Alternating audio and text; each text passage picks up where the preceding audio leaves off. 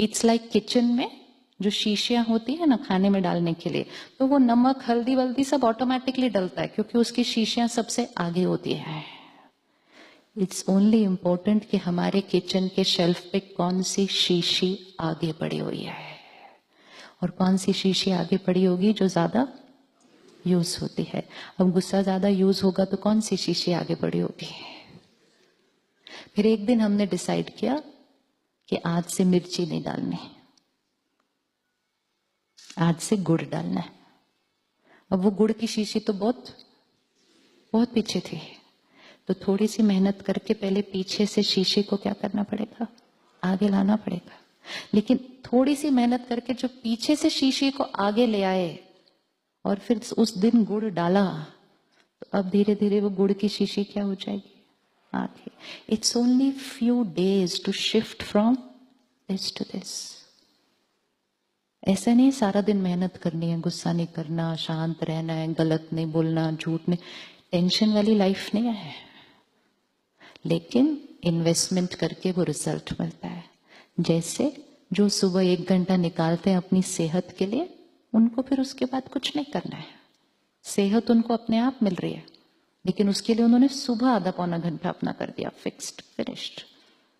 Similarly हमें आत्मा की सेहत के लिए, आत्मा की सेहत के लिए सिर्फ ये ध्यान रखना है कि मेरा हर कर्म मेरे सर्कल को, मेरा हर कर्म मेरे सर्कल को वाइट बनाए।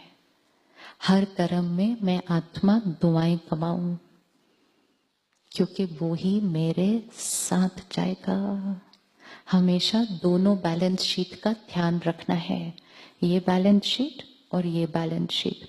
कोई ऐसी बात सामने आई, कोई ऐसी बात जीवन में कभी सामने आई कि दोनों में से एक में प्रॉफिट होगा, दूसरे में लॉस, तो उस दिन प्रायोरिटी सेट कर देना। और एक बार प्रायोरिटी सेट हो गई ना, तो उसके बाद तो निर्णय लेने में टाइम भी नहीं लगेगा उसके बाद, क्योंकि आत्मा वही निर्णय लेगी जिसमें दुआएं कमाएगी। अगर थोड़ा सा धन गंवाना भी पड़ता है उसके लिए, क्योंकि जो दुआएं कमाएंगे वो धन ऑटोमेटिकली कमाएंगे। लेकिन जो दुआओं का ऑपोजिट कमाएंगे, मेहनत करनी पड़ती है। आज हमें सबसे पहली चीज अपने धन कमाने के तरीके को चेक करना है, क्योंकि धन पहली एनर्जी है जो घर आती है। धन प्योर, सात्विक एंड मोस्ट इंपॉर्टेंट दुआओं के साथ घर आना चाहिए। धन को लक्ष्मी कहा जाता है, धन को लक्ष्मी कहा जाता है। लक्ष्मी मतलब डिवाइन। तो जो धन डिवाइन मनी होगा, डिवाइन मनी मतलब उसमें दुआएं लगी हैं किसी की, वो धन घर में खुशी भी लेकर आएगा।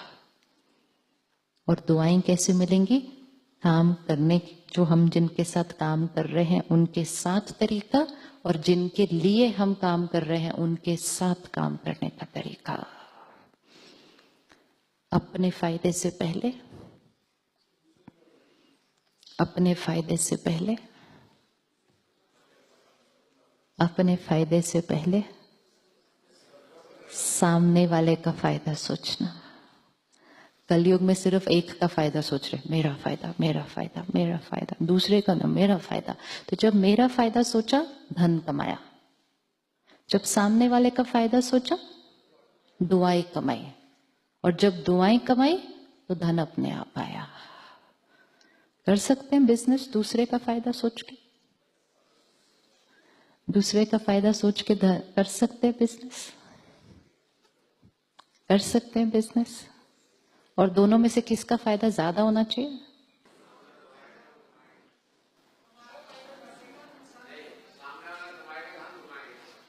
सामने वाला,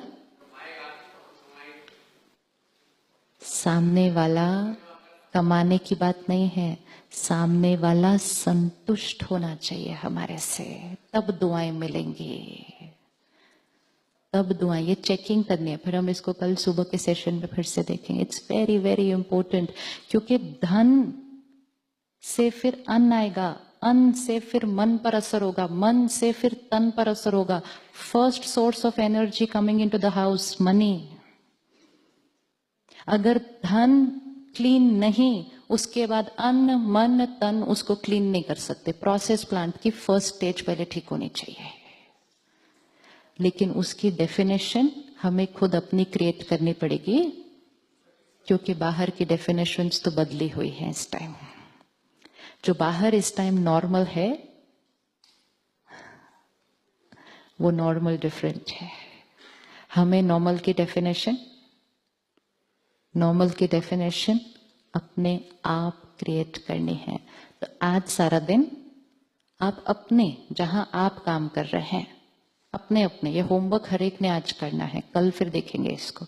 हर एक ने अपने क्षेत्र में देखना है कि हम अपने काम करने के तरीके में, व्यवहार करने के तरीके में, ऑफिस के लोगों के साथ रहने के तरीके में क्या थोड़ा थोड़ा शिफ्ट कौन सा लाना है, जिससे मैं आत्मा सारा दिन में दुआएं कमा के घर आऊंगा शाम को.